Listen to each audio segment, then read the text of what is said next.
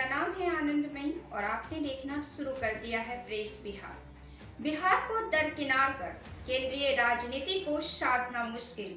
कांग्रेस हो या भाजपा, केंद्र की सत्ता के लिए बिहार हर हाल में जरूरी। दोस्तों, यह बात हमेशा से सामने आती रही है कि बिहार की पकड़ केंद्रीय राजनीति में मजबूत रही है, चाहे वह जेपी आंदोलन हो या फिर लालू नीतीश की सरकार।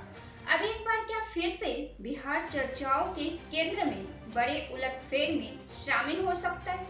क्या केंद्र की सत्ता के लिए बिहार हर हाल में जरूरी हो चला है? दोस्तों, ये हम नहीं, ये कह रहे हैं मौजूदा राजनीतिक स्थितियां। क्या वास्तव में भारतीय जनता पार्टी हो या फिर कांग्रेस बिहार के बगैर आगे नहीं बढ़ सकता है? क्या बिहार को दरकिनार कर केंद्रीय राजनीति को साधना मुश्किल हो चला है? दोस्तों, इस वीडियो में हम इन्हीं सब सवालों के जवाब ढूंढने की कोशिश करेंगे। दोस्तों, केंद्र में भारतीय जनता पार्टी को सरकार बनाने के लिए जिस बैसाखी की जरूरत पड़ी वह है बिहार।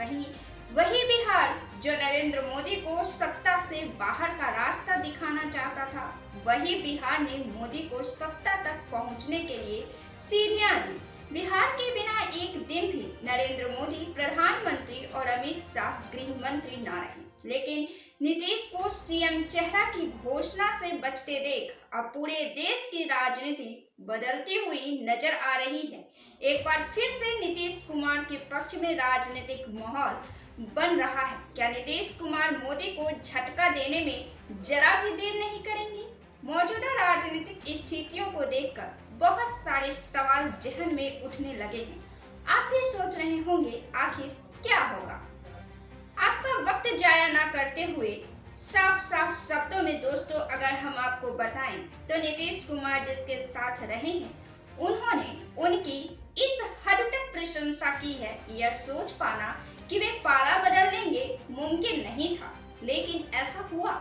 नीतीश कुमार पर आरोप लगते हैं पाला बदलने के, लेकिन असल हकीकत जनता यह भी जानती है कि नीतीश कुमार सीएम की कुर्सी चाहते हैं, बीजेपी भी सीएम की कुर्सी चाहती है और तेजस्वी भी सीएम की कुर्सी चाहते हैं। इस कुर्सी की चाहत में आपस में मतभेद होते हैं, मतलब गठबंधन में रहते हुए मतभेद होते हैं। यही हाल राजद और नीतीश के बीच था और अब कुछ ऐसा ही भाजपा और नीतीश के बीच सामने आ रहा है। नीतीश कुमार तो पिछले 18 साल से सत्ता में है, इनके शासनकाल में एक पीढ़ी बनी है। वहीं भाजपा और राजद आते जाते रहे हैं। सत्ता से बाहर होने पर ये किसी तरह सत्ता में आने का रास्ता खोजते हैं और सत्ता में आने के बाद सीएम कुर्सी। हकीकत में न तो राजद और न ही भाजपा की सरकार ने कोई ऐसा कमाल बिहार में किया है जिससे वर्तमान पीढ़ी बड़ी बेताब है इन्हें सत्ता में लाने के लिए। बिहार का विकास नीतीश के शासनकाल में ही देखा गया, बल्कि एक पीढ़ियां जो इनके शासनकाल में बनी है और इनके पिछले पीढ़ियों के बीच जो बिहार में फर्क है, वह फर्क नीतीश कुमार के ही शासनकाल में पैदा हुआ है। यही वजह है कि बिहार में हर हाल में चाहे समीकरण मजबूत हो या कमजोर हो, नीतीश कुमार सत्ता में वापसी कर जाते हैं। राजनीतिक पार्टियां वक्त तकाजा समीकरण और परिस्थितियां पैदा करती हैं और इसी के सहारे वे अन्य राज्यों में फतह भी हासिल करते हैं, लेकिन बिहार में उनका खेल उलट हो जाता है। वजह है दोस्तों कि यहाँ की जनता वोट देते समय सिर्फ अपने अनुभव पर वोट करती है। नीतीश कुमार को सम्मानपूर्वक पद चाहिए, या तो बिहार में या फिर केंद्र में। केंद्र में भाजपा बनाम राहुल गांधी है, दोनों को पीएम की कुर्सी चाहिए और बिहार दोनों के लिए जरूरी है। नीतीश कुमार अगर राहुल गांधी के साथ जाते तो वे पीएम बनते और वे मोदी के साथ गए तो वे पीएम बने। बिहार एक बार फिर जरूरी हो चला है। राहुल गांधी एक मजबूत विपक्ष के तौर पर खुद को बार बार सामने लाने की कोशिश कर रहे हैं, लेकिन अब वे अपनों से ही घिरते हुए नजर आ रहे हैं। आरटीसी ने कांग्रेस को अल्टीमेटम दे दिया है कि वे इंडिया ब्लॉक से कांग्रेस को बाहर करेगी। दोस्तों, ये बहुत बड़ा बयान है। इंडिया गठबंधन में कांग्रेस को शामिल करने के लिए ही नीतीश कुमार ने बड़ी मेहनत कई महीनों तक की थी। उन्होंने अपने बयानों में इस ओर संकेत किया था, इंडिया गठबंधन से अगर नीतीश कुमार हट गए तो भी उसका महत्व गिर गया और अगर कांग्रेस हट गई तो भी इंडिया गठबंधन गिर जाएगा। नीतीश तो हट चुके हैं, अगर कांग्रेस हटाई जाती है तो इंडिया गठबंधन का कोई मूल्य नहीं रह जाएगा। नीतीश के जाने से इस गठबंधन का महत्व तो जा ही चुका है और अब कांग्रेस के जाने से इसका अस्तित्व भी चला जाएगा। लेकिन दोस्तों, बात यह उठ रही है कि कांग्रेस को आंख दिखाने का काम अरविंद केजरीवाल की पार्टी ने किया है। जिस लहजे में उन्होंने यह बात कही है उसे हल्के में नहीं लिया जा सकता है।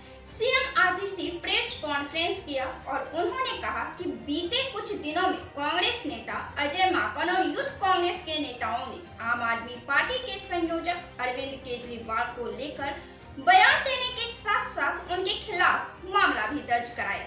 कांग्रेस नेताओं के इस एक्शन पर आरटीसी ने कांग्रेस को अपने नेताओं के खिलाफ कार्रवाई करने का 24 घंटे का अल्टीमेटम दे दिया है। दिए समय के अंदर इन नेताओं के खिलाफ एक्शन नहीं लिया गया तो फिर आम आदमी पार्टी कांग्रेस पार्टी को इंडिया गठबंधन से बाहर करने के लिए अन्य दलों से बात करेगी। दोस्तों, यह बड़ा चूभने वाला बयान हो चला है। जब इंडिया गठबंधन के बीच कांग्रेस को लेकर इस तरह की बात उठेंगे तो सबसे अधिक चुटकी भाजपा पार्टी हिलेगी और कांग्रेस को हैसियत दिखाने में कोई कसर नहीं छोड़ेगी। इधर कांग्रेस बीजेपी से तो लोहा ले ही रहा है, साथ में उसे लालू यादव, ममता बनर्जी, शरद पवार और अब मजबूत रूप से उभरी दिल्ली में आम आदमी पार्टी से भी लोहा लेना पड़ेगा। ऐसे में कांग्रेस चौतरफा घिर रही है। नीतीश कुमार के अलग होने पर राहुल ने कहा था कि उन्हें कोई फर्क नहीं पड़ता है, लेकिन अब एक साल खत्म होते होते कांग्रेस ही उसी गठबंधन में घिर गई है जिसके साथ मिलकर कभी पीएम बनने का सपना देख रहे थे। अब तक तो केवल लालू ने ही कांग्रेस को आंख दिखाई थी, अब तो आम आदमी पार्टी जो अभी हाल ही में बनी है, जिसका कोई लंबा राजनीतिक इतिहास नहीं रहा है और अभी भ्रष्टाचार के मामले में भी घिरे भी थे और अपनी कुर्सी तक छोड़नी पड़ी, उन्होंने कांग्रेस को आंख दिखा दी है। इधर बीजेपी हमेशा से बिहार में भाजपा मुख्यमंत्री का ख्वाब देख रही है। उड़ीसा में नवीन पटनायक हमेशा से बीजेपी के साथ रहे थे। नीतीश कुमार और नवीन पटनायक लगभग एक ही साथ और लगातार राज्य के सीएम बने रहे, लेकिन मौजूदा दौर में नवीन पटनायक सत्ता से बाहर है और वहां भाजपा मुख्यमंत्री है। अब यही सपना को सच करने का मौका भाजपा बिहार में नीतीश के साथ खेला करके हकीकत में बदलना चाह रही है, लेकिन ऐसा न हो कि नीतीश कुमार ही फिर से भाजपा के साथ खेला कर ले, क्योंकि राजद हमेशा से नीतीश कुमार के अलग होने पर दुखी रही है और हमेशा, जी हाँ दोस्तों, हमेशा राजद पार्टी के बयान में, उनके तंज में, बयान के हमलों में एक रास्ता खोले रखने का संकेत मिलता रहा है। और अब तो राजद के नेता भी कहने लगे हैं, ये बात राजद के नेता कहने लगे हैं कि चाचा भतीजा एक हैं, लालू नीतीश क्या फिर से एक हो चले। बिहार में चुनाव दोस्तों अगले साल नवंबर माह में होने हैं। अभी हाल ही में दिल्ली में चुनाव है, लेकिन माहौल तो ऐसा बन गया है जैसे बिहार में अभी ही चुनाव होने वाले हैं। दोस्तों, दबाव की राजनीति शुरू हो गई है। एक बार फिर से राजनीतिक दलों को ऊपर उठने और जमीन छूने का समय नजदीक आ चुका है। ऐसे में स्थितियां कुछ भी हो सकती है। ये वही नीतीश कुमार है दोस्तों जो तेजस्वी यादव को छोड़ने में बिना देर किए भाजपा के साथ गए थे। तब उस दौरान भी यह चर्चाएं हो रही थी कि तेजस्वी यादव को बिहार का सीएम बनाएंगे, उन्हीं पर बिहार की जिम्मेदारी होगी। उन दिनों तेजस्वी यादव पूरे बिहार ही नहीं बल्कि पूरे देश में छाए हुए थे। कम उम्र के नेता और उप मुख्यमंत्री तेजस्वी यादव का जलवा और क्रेज न केवल युवाओं के सर पर था बल्कि सर चढ़कर बिहारियों पर भी बोल रहा था।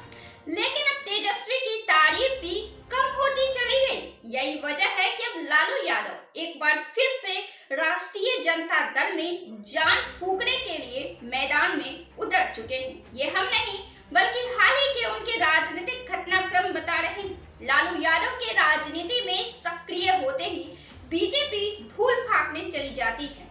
लालू यादव कभी राजनीति में किनारे नहीं हो सकते क्योंकि वे खुद को चर्चाओं में लाना जानते हैं। बीपीएससी मुद्दे पर लालू ने जबरदस्त समर्थन दे दिया।